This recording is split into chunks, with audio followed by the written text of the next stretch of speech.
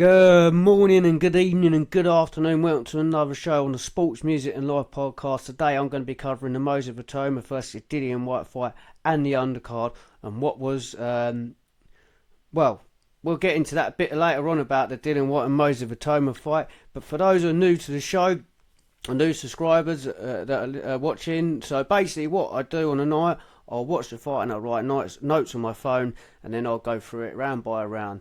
Unless it gets a bit the samey, then I will cut it short. Anyway, so let's get into it first then. So the first fight was a lad called Mohammed Alkel, if I pronounce that right, versus Singh. I do have to apologise, I'm not very best at pronouncing names. I'm pretty useless at it, so you have to bear with me. If I pronounce a name wrong, I'm very sorry. So this lad was actually from Saudi Arabia, Mohammed Alkel. Singh being from India, I believe they said. He used to fight under Joe Gallagher, who's a trainer from Manchester. He's had some great fighters over time. He's had the Smith brothers. For those who are British fans and know the Smith family, they're a big boxing family. I don't know anything about Singh, and I would have thought he's a journeyman because Mohammed Al Khel is an up-and-coming fighter. They got down to it, so let's get into it. Round one, so they're both fighters getting straight down to it. Alakel was starting to use his range, and then he was starting to get his punches off and find a home for him, and with a bit of venom and power behind him. Singh goes down, and he didn't really want to get back up after that. He complained it was on the back of the head, but the shot was legal, and that fight was over. So he's one to watch. He's fighting under the Saudi Arabia flag too, so and boxing's getting big out there, obviously, because this is where the show was, in Saudi Arabia. So next up was the American Raymond Ford versus Abraham Nova. The Singh fight, Mohammed Akel versus Singh fight was at lightweight. Sorry, missed that out. So this fight, the Raymond Ford and Abraham Nova fight, was at super featherweight. So round one, it was one of them working out rounds that you tend to see quite a bit in boxing. Fighters will turn to have a look at each other, or for the first half of the round. Both fighters having success. Ford the Mordo in that round. Nova teeing off at the end of the round, but Ford slipping all them shots. So Ford had a great defensive on him, counter puncher and all that. So round two, a busier round for Nova. Just couldn't find Ford. Just couldn't pin Ford down. Sorry, using his skillful defence. When Nova did have him pinned down on the ropes, he smothered it. He was up too close, and he just couldn't get them shots off. So, which was sort of, it wasn't working well for him. He couldn't get his range. He couldn't get his shots off, and like I say, at times he was smothering his shot. So round three, counter punching from Ford to start the round off. Good shots from Nova, finally getting to Ford into round three and won his first round. So Nova's starting to find his feet in the fight now, and find his range. He backed off a bit of he found the space to get them shots off. So going into round four, Nova being the hunter, chasing down Ford. So Ford, normally a counter puncher, gets on the toes a bit and moves a bit. If they find themselves in a bit of trouble, then they will use the whole of that ring and get out of range. Ford still being good on the back foot, countering, but both fighters finding the shots and had the fight drawing at this point now. So going into round five, a good start from Ford, going to the body, finding a home for the uppercut again in this round. So Ford in the earlier rounds was finding some lovely uppercuts in this fight. A cut for Nova, Ford going to the body, so Nova gets a cut in this round too. It didn't really hamper him too much through the fight. Ford was going to the body, changing things up a bit. Ford taking the lead again in this fight. So going into round five, Ford started to take the lead. Going into round six now. Ford back to making Nova miss a lot. Again, Nova takes a big shot, looking at Nova looked a bit wobbled. Ford starting to take back control of the fight, using his ring ability, his skills, and his movement, and his slipping and sliding, and the counter punching, and making it very difficult for Nova. Another good round from both fighters. Ford coming out on top. Nova trying, but he's looking tired. So Nova was starting to look a bit tired. I don't. I think I might have wrote it a bit late down in the notes, but so Nova coming was a late call. So he didn't have a full camp, and I'll tell you what, he gave it his all, and he put on a really good show for someone that had a late call up, and they can be tricky for fighters too, especially for someone like Ford who's been training for another fighter. And then obviously when you get your replacement, some fighters in the past have come unstuck. Right, sorry, so where are we? So we're going to round 8 now. Nova trying to get on the front foot, but again smothering his work. Ford picking off Nova as he was coming in. Nova pins Ford on the ropes, lands a big shots, and at the end of the round, so Nova finally gets Ford on the ropes, didn't smother his work, and lands his big shots. So he found his space again. Round 9, quick hands from Ford. Yeah, Ford's speed was amazing. You know, I think Nova really struggled with that here. Ford had some great speed with his punches, and which you would expect at that lighter weight. But you know, it's still admiring to watch them with their speedy shots. Right, where are we?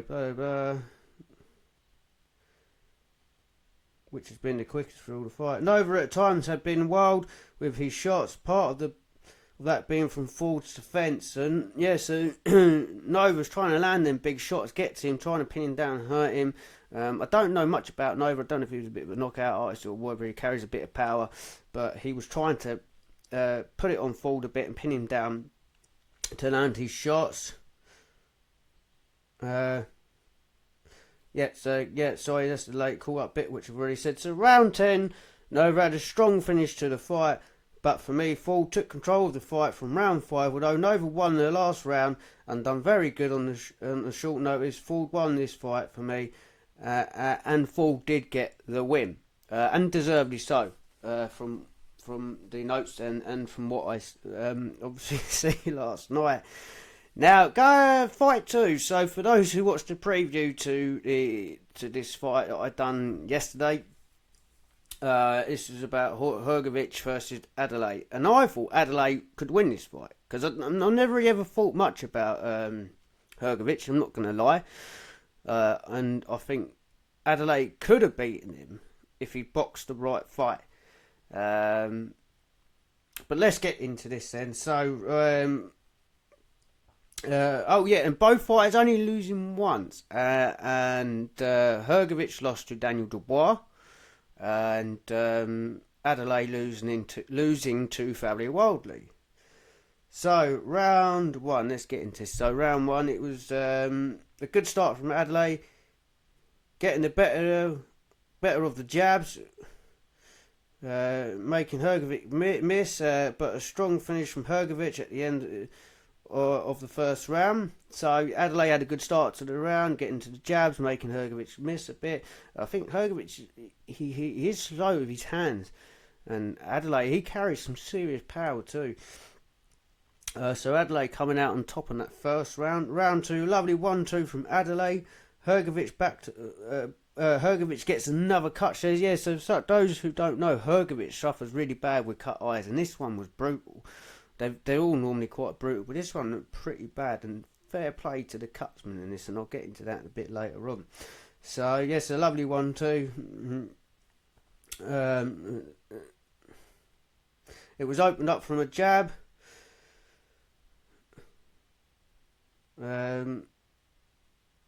Sorry, mate. Sorry, the note saying to him. So yeah, good fight, a good round from both fighters there. Adelaide opening up Hrgovic's eye with a cut. You have to bear with me. I'll write these notes down very quickly, and sometimes while the fight's on, so sometimes they don't make sense when I read them. So if I do pause, I do apologise. It's because I ain't got a clue what I wrote down. Yeah, so the corner I put down at one point in my notes. Yeah, this cut could stop the fight because it looked really bad. It proper opened up, and fair play to the corner men how they done it. Or was it that Adelaide just didn't take advantage of that cut. And it was open from a cut, so if the fight got stopped, it would have been an Adelaide win. Because if it's a head clash, I think it goes past 4 rounds, it's a no contest. Or it goes to the points, sorry. Before 4 rounds, I think it's just classed as a draw. So round 3, Adelaide using his jab really well, slipping a lot of the shots from Hrgovic. Hrgovic does get him once, pins him down. Nice hook from Hrgovic. Hrgovic looks hurt from the shot. Slips the shot, comes up with a lovely shot. So I'm not sure if that was yeah.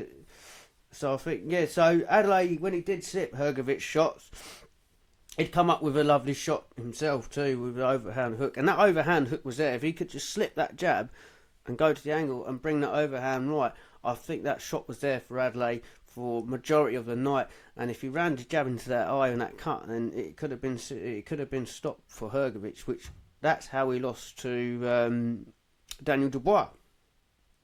So round 4, going to round 4, good round for so far for Hrgovic. Adelaide having a high guard, looking to land the big shots. Adelaide waiting too long to throw his shots and missing with wild shots. So he was sitting back too long for me and allowing Hrgovic into that fight. And this is where Hrgovic, for me, started to take control of the fight because Adelaide let him in, and he was starting to tire her too a lot in the fight as the fight went on, and that really cost Adelaide last night. Adelaide got back to behind the jab. Adelaide is letting Hrgovic into this. This is going to round 5, allowing him in to land his shots, looking tired. So Adelaide's looking tired. Hrgovic starting to win this fight. So yes, Hrgovic, because Adelaide's allowed him in the fight, he's starting to win the fight and take control of the fight. And if Adelaide boxed that right fight, he would have won it.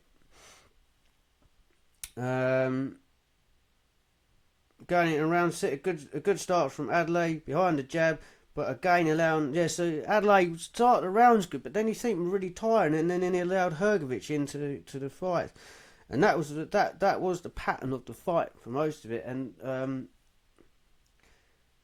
that was going into that was the same in round 6 as what the fight had become. Going into round 7, big shots from Adelaide, but it seems to take a lot out of him, like I said before. So the big shots are taking a lot out of him, or he was using up his energy early in the fight, and then Hrgovic wins another round because of that.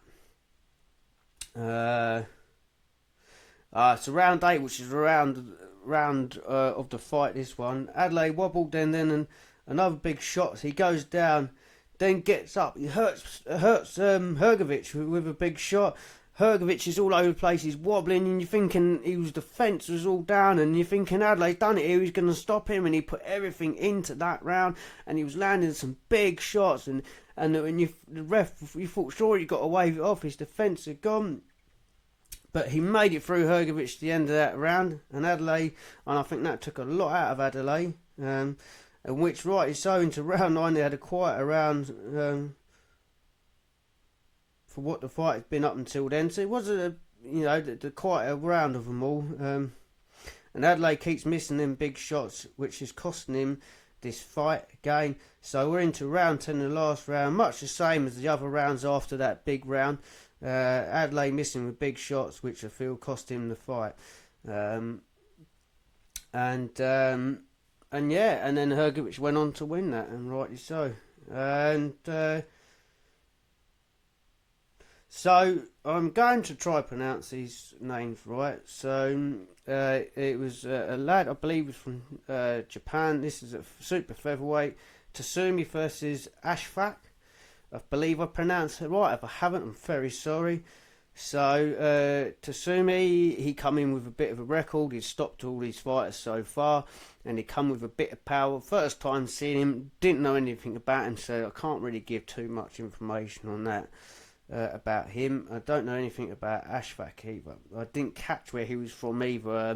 I was watching the lads last night, and there's a lot going on, so you have to bear with me. So a good round from Tasumi. A working out round for both fighters, but Tasumi was coming off the better And then going into round 2, uppercut from Tatsumi, chasing Ashfaq around the ring. Nice body shot, one to the head from Ashfaq, and throws a few good shots, but then gets put down from a shot, and he was hurt from that. Oh, he wasn't hurt from that, sorry. But this is where it started to turn for him, and sort of got the feeling he didn't really fancy it anymore. So going into round 3, down goes Ashfaq in this round, and again flat on his face, and he goes down once, and then he gets up, and then he goes down again, and he landed flat on his face. Tatsumi unloads, and the ref steps in, and Ashfaq did not look like he wanted to, that he didn't fancy it. So yeah, I think he's a bit out of his depth. I don't know if Ashfaq was a journeyman or not, but a very good performance from Tatsumi. Sorry if that was a bit all over the place, because the notes were a bit all over the place there. I think I got a bit excited when I was writing that one down. Now for me, the next fight, which for me was fight of the night. It was an absolute cracking fight, and that is with Nick Ball versus Sam Goodman. Now, I've never heard of Goodman before, and I honestly thought this could be a walk in the park for Nick Ball. But I am very happy to say that I was well and truly wrong, because this was a well evenly matched fight. So I start off with the notes, what I wrote, and I went, and I think about round 9, I stopped writing notes, and I just done one big write up, because the fight was very similar to what was happening all through the fight. It was tit for tat. It was one of them fights where I'll give you what I've got, and then the fighter says the other fighter will give you what he had. So anyway, right, let's get into it. So round 1, and this is what I've noticed in last couple of fights from Nick Ball, is that he doesn't go in relentlessly straight away. He's taken a bit of a calmer approach for it, and it's nice to see the Nick Ball has the other side to him too, so he eases into the fight, whereas before he's been full on from round 1. And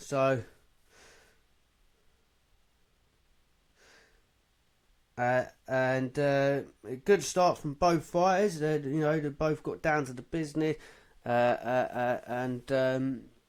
working each other out, and then it started to take off towards the end. I was very impressed with. Nick Ball put it on him, but it wasn't so relentlessly. Sort of eased into that first round, and then he started to land his shots. For me, Nick Ball won the first 2 rounds. Coming into round 2, so I didn't write many notes that first round. I thought I did, but didn't. So going into round 2, Ball, he started to up the pressure. Goodman making Ball miss at times, getting out of range, and then coming back with his shots.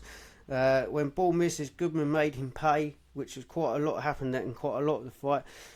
Excuse me. So when Nick Ball missed, and then Goodman would, unload on his combinations and punches, but it was his footwork that was making Ball miss, and obviously Ball's big wild overhand punch. Sorry. But I did give Nick Ball the first 2 rounds. So going into round 3, Goodman starting to slip the shots from Ball and getting his success. Ball still having his success. Both fighters looking very evenly matched. I would say Goodman's footwork is better, using it very well. First round in the bank for Goodman. So yeah, Goodman got his first round in the bank. For those who didn't watch the fight, it was so close to rounds. It was hard to call, but every now and then, one fighter will just nick it. Sorry, not every now and then. Sorry, that come out wrong. So round 4, Goodman having a good. Having a go at the body now, so he was starting to jab to the body, because Nick Ball's guard can be quite high at sometimes, so he was jabbing to that body to get that down, and then he got to his face. But a lot of the times with Nick Ball's hands up, Goodman was hitting his gloves quite a lot. Goodman getting his combinations off. Back comes Ball halfway through the round, and another good round. And another round to Goodman for me. And then so the round 5, this is where Nick Ball took a bit more control of the fight for me again. Sorry, hold on, let me read that. Goodman using his range, Ball being the smaller guy, having to really work to close the gap as he does in all his fights. Nice from Ball, jab to the body, then he goes upstairs with an uppercut. Ball Bull was getting back to how he's boxing early round. So when Bull landed, he was leading with the uppercut quite a lot, and then after that, throwing the combinations, it was really beautiful boxing that was. So round 6, so close these rounds. It has been back and forth with each other, but Bull back to nicking the rounds in what is the tight round. In what is tight rounds, Goodman having success, but he needs to get to back to making Bull miss. So yeah, so he stopped making Bull miss a lot more. He wasn't making Bull miss as much anymore, and that was allowing Nick Bull to nick these rounds by then. But both fighters given their fair share of a good round. So going into round 7, so like I said earlier, high guard from Bull as usual. Goodman struggling to get his shots off to score from that as he is hitting the gloves a lot towards the end. Goodman getting to the ball. When I say he's hitting the gloves, he still does have a lot of success. It's only when the Bull's guard is high. So once he gets Bull's guard down, that's when Goodman was finding his success in the fight and landing some beautiful shots. As both fighters, like I said, were landing beautiful shots. It was a real cracking fight. So round 8, great start to the round for Bull. Goodman back to jabbing to the body. The uppercut finding a home for Bull. Goodman looking to get back to his long range, but Bull was closing the gap. So yeah, so Goodman was looking to find the space and get back at the range and use his long reach at this point. And but Bull was getting to him a bit more, maybe because it's a bit more tired. It wasn't not so sharp. When you're tired, you're not as sharp anymore. And Bull was getting to him. So going into round 9, and this is where I stopped writing round by round because it's very similar how it was going. So this is what I've wrote down. Great round from both fighters. It's one of them fights where I'll give you what you've got. I'll give you what I've got, and the other fighter returns with what he has. Goodman having the better footwork, ring movement, but Bull is relentless. Bull lovely lead uppercut shots into combinations. When Bull missed, he was made to pay, especially in the earlier rounds. The fight was very close. Nick Bull took a few rounds from round 4. Goodman then came back, won a couple, but Bull did just nick the fight. It was a very close fight. If it could have been a draw, I wouldn't have complained. This is my view on it. I wouldn't have complained. But for me, it was either a Bull win or a draw. First time seeing Goodman, like I said, is very impressed by him, and it was a very close fight, and I do believe Nick Bull just nicked it. One of the judges, I think, gave that far too wide. It was only like a couple of rounds in it, if that, because that's how good that fight is. And all credit to Goodman. He come in and he put on a great show. A credit to both fighters, should I say, because they both put on a great show, and Nick Bull won. He didn't look too happy at the end, though, for some reason, Nick Bull. I don't know if it was tired. It was something he didn't look happy about in the interview after. But needless said, that was a great fight, and that, for me, was fight of the night. Right, let's get into the main event now. When Whyte was walking to the corner, he looked a bit walking to the ring, sorry. He looked a bit nervous, and we didn't get his famous wolf howl. And yeah, something just didn't look right with Dylan when he was walking. And then when he walked out on the stage, he just looked like he confused. He looked like he just woke up and he was like, what's going on here? He looked like he didn't know where he was going. He didn't know whether there was something had changed when he walked out. And you start to think, well, this is a bit of a worrying look, really. So yeah, it wasn't great when Dylan Whyte was walking to the ring. And like I say, he didn't do his famous wolf howl. I've never seen Dylan look like that before. And Dylan Whyte looked in the best shape I've seen him look in years. I mean, going off the top of my head, he looked as good a shape as what he did when he fought AJ very early on in his career. So you could tell he'd got himself into real good shape and trained really hard for this fight.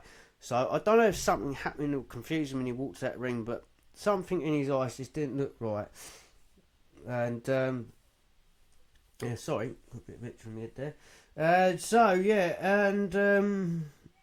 So let's get into the first round. Both fighters came out having a look, getting behind the jabs, but then Itauma started to get to it a bit more, and he started to find his range and started to get his shots off. He throws his first power shot, catches Dillian. Dillian's guard come down, and then he catches Dillian on the side of the head. And this is when the end started for Dillian Whyte.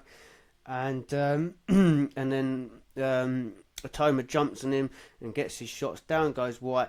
The ref stepped in, and rightly so, not he might not have recovered, but the next shot, he's either getting knocked clean out or he's going down again. So yeah, that was that fight for you. And I'm not gonna lie, I was shocked. I thought Dillian Roth more. He just didn't get going in that first round. Moses Itauma jumped on him, and Moses Itauma still hasn't been tested on that chin. And and fair play to him, he come out, he done what he had to do, and he won that fight, and he won it very good and convincingly. Whether Dillian Whyte was too old or he'd been in too many wars, who knows? But at the end of the day, he caught Dillian early, and he finished Dillian off. Where does Moses Itauma go after this? Well, he could fight. They could just get him in there and fight Josie Parker, which could be for the world title. That's if Usyk doesn't fight Josie Parker, then he has to vacate. And then what Sky Sports said was that the winner of yesterday's fight between Itauma and Dillian Whyte will fight for that WBO belt. I'd like to see him against Daniel Dubois. That'd be a good fight for him, and I think he beats Daniel Dubois because I think his boxing ability is far better than Daniel Dubois. So where does Moses Itauma go after this? So leave a comment where you think he could go after this, who you think he could fight. Let us know what you thought of the night's boxing or the main event of the fight. Was you shocked? Was you surprised? Or did you call it like one of the people in the comments called it that it wouldn't go past 4 rounds, and if it does, it's going to be a dog fight, which didn't even go past 1 round, did it? So yeah, it was a great night of boxing again. Great show from Frank Warren, Eddie Hearn too. They come together and they put another great show on. So yeah, thank you for listening again to another show on the Sports Music and Life podcast. Please like and subscribe and leave your comments on what you thought about the night's boxing. Thank you very much. Cheers.